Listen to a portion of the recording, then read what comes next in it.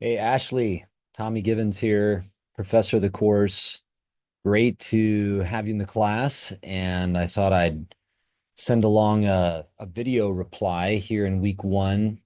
Gives me a chance to say hello a little more directly and to give you some feedback on what you've written here in the responses for week one, which is excellent, by the way. Besides being really thoughtful, I thought what you have posted here is beautifully written. It was a delight to read. So thanks for your care in writing well, which is not always something we do much of, right? When we're writing on Canvas and stuff like that. So appreciate that. And I love that you kind of ran with this motif of the all already in Genesis, which struck you this time through, and then through the genealogy as well.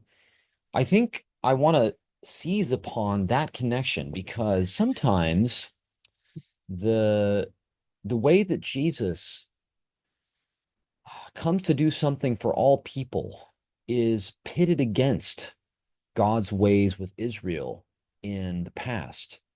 And while there's certainly a kind of development or disclosure that takes place in Jesus, it's not, in fact, without precedent. And you've pointed to that, that God's ways with Israel from the very beginning have had a horizon of all peoples. And God has not sort of formed the people of Israel over its generations in a way that is hermetically sealed from other peoples of the world. In fact, it's a member of creation, you might say. And so its border with other peoples is always porous. Abraham himself comes from Mesopotamia. We're told he's a wandering Aramean in Deuteronomy. The family that grows from him and Sarah is always open in a variety of ways to people that are born into other peoples on the earth. There's specific legislation in the law of Moses about this. And so that is a really crucial dimension of Israel's life that is already present and not something that Jesus has to come along and correct, but something that you might say Jesus fills out in certain ways, according to Matthew and, of course, other New Testament witnesses as well. So just good work there in noting this feature of the life of Israel as we find it in the law and the prophets. Um, Trying to think if there was something else that I wanted to highlight about what you said. Oh, yeah, there is. I love how you've kind of tracked this theme of violence in the drama of Israel's past. And this is going to be a good segue to what I want to say about what you've written on the genealogy. But as you say, the law and the prophets, the writings as well, they don't hide the really horrific violence that characterizes our world, the history of Israel, and as such is the theater of God's self-disclosure. What I want to sort of now kind of urge as you keep thinking about this is how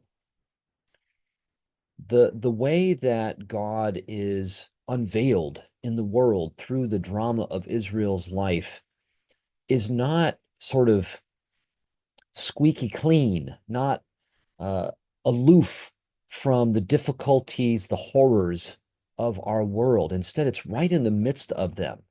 And that's crucial for us because I think this is how the scriptures are aimed at empowering us not to pretend we don't belong to this world or that we're going to kind of rise above the fray and remain aloof from all of its difficulties and corruptions, but instead are called and empowered to inhabit it, to engage in the difficulties of this world, to face its violence, among other things.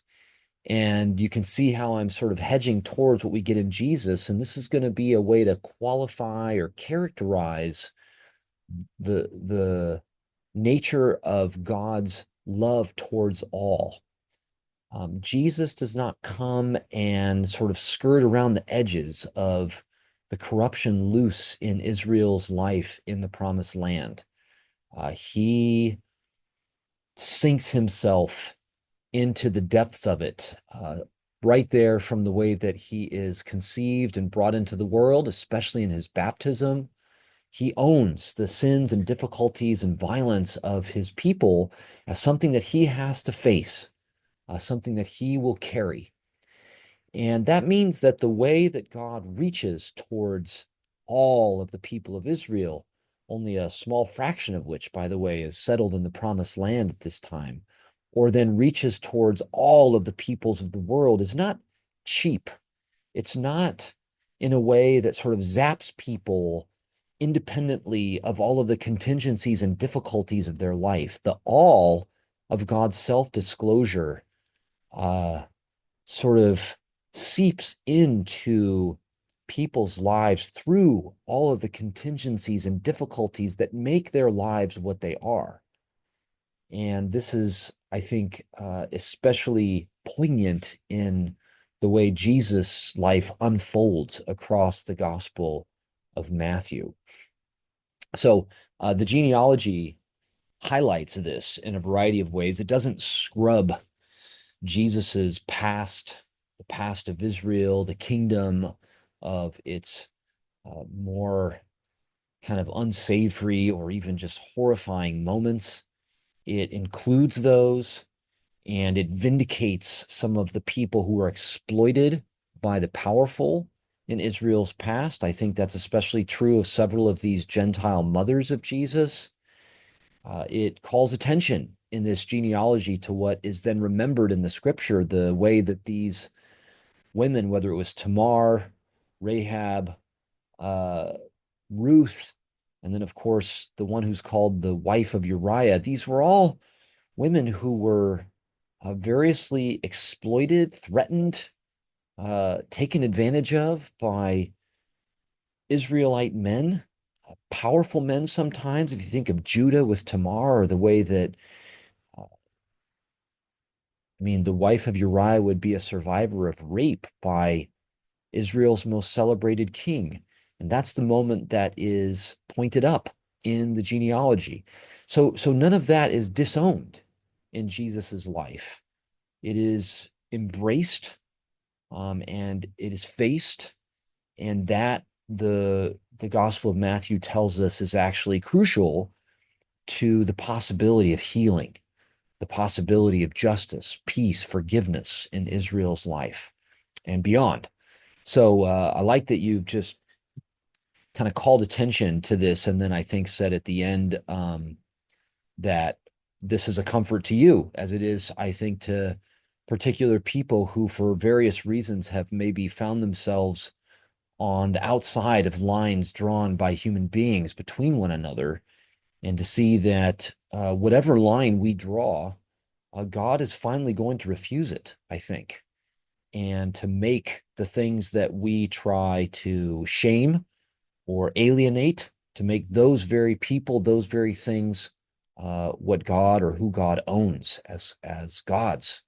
So we see that, I think, evoked in this genealogy, and it's a powerful beginning to who Jesus is according to Matthew. We're going to see it play out throughout the drama of this story, and hopefully learn, I think, ourselves some of the ways of solidarity with people in the midst of shame, corruption, difficulty, not settling for that sort of tragedy in the human, but maybe what faith is about in Matthew is not giving up on those tragic inheritances that are part of what it means to be human, and learning God's power to save in the midst of that brokenness of the human.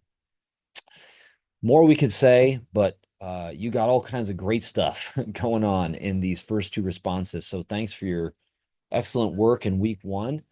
And I'm looking forward to more conversation with you throughout the course.